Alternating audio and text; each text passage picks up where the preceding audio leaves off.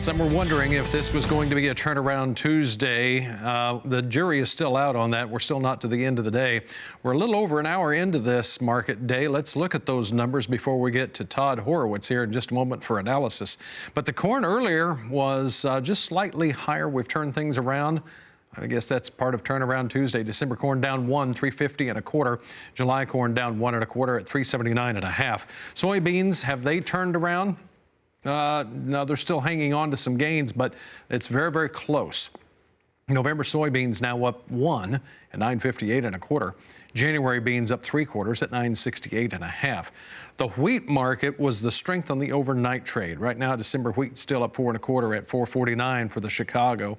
July is up 4. Kansas City wheat for the July is also up 3 3/4, 491 1/2. July Minneapolis wheat is on the higher side by about 2 3/4 at 637 3/4.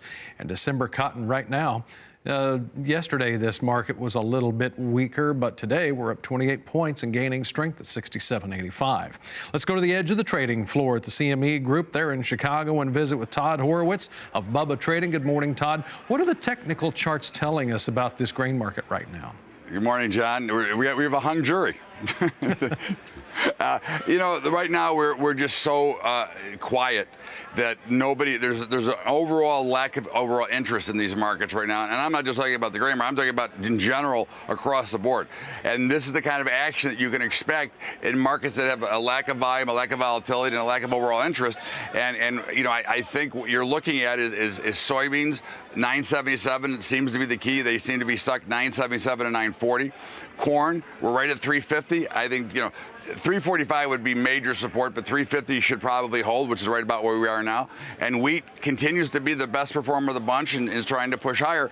But overall, and until we see some participation from some new money and some outside money, we're going to have this dull drift until there's a reason to move one way or the other. And right now the markets have no reason, as we've seen basically across the globe. Markets are very quiet. Well, what about this report that's coming up here October the 12th? That may be the impetus that maybe will attract some of this fund money back to this market, depending on what's in that report? Possibly, yes. I think, you know, again, I'm not a big report guy. I don't, you know, I've watched more of the money flow and what happens in the markets. And if we start to see some flow, then we might look at something. But I think the bigger picture and the new money is going to come in if equities start to break a little bit. I think until then, as long as the stock markets continue to make new highs, that automatically keeps pressure on the grain markets, because that's where a lot of the money is flowing that would normally might flow into the grain. So I think that's something we're looking for. Now, the report could change things, but reports are pretty much priced in, and we'll kind of watch the flow. We've got 10 days until the report comes out, so we'll kind of watch the money. It'll probably come in before, if it's going to come in at all. But that money's going to be watching to see if we poke above and probe above and stay above 22.5 on the Dow, and I think that'll probably attract more money to that market if it thinks it can make a run at 23. You agree? Yeah, no, I don't disagree. I mean, I believe the markets are myself. I'm a little bit bearish here. I think the markets are extremely overdone. But again, when markets are dull and quiet, you look at the overall theory.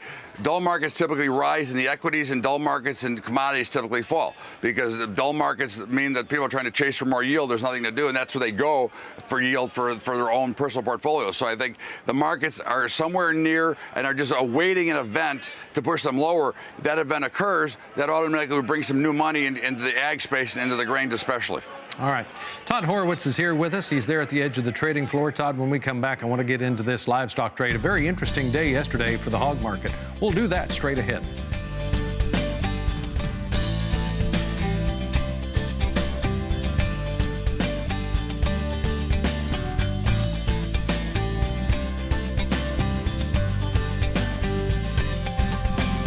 Todd Horwitz with Bubba Trading there at the edge of the trading floor. And first of all, Todd, let's get into this hog market here. What an interesting day yesterday. And as we look at these numbers here, we're still trying to push just a little bit higher, but you can tell by that December contract that we're starting to run out of gas right here at $62. It's deja vu, isn't it?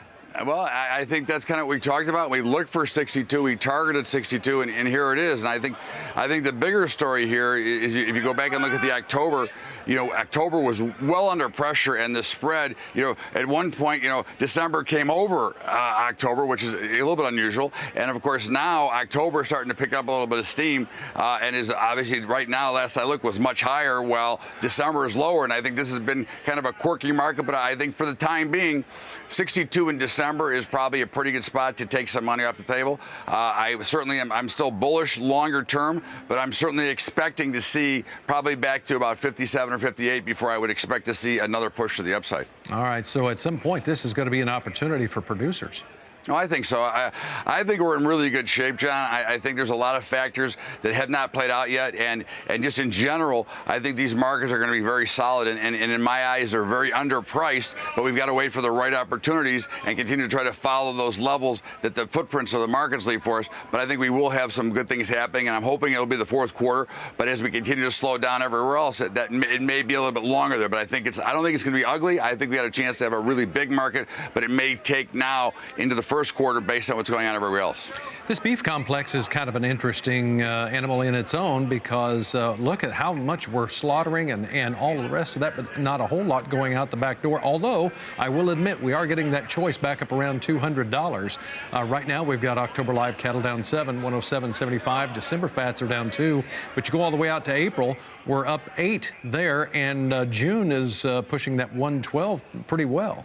Right. Well, again, we've got this near-term contango, and I think that I like the cattle markets, as you know. I think this is a great buying opportunity. We've got to now roll. We've only got 5 days left in October, so we've got to roll over to December. But I think I look for probably 117 to 120 in December, if not higher. But that would be my first initial target that I'm looking for. I think we look for higher prices. I think my only concern in this complex is the feeders look to be, a little bit heavy. They've got some room, I think, to the downside.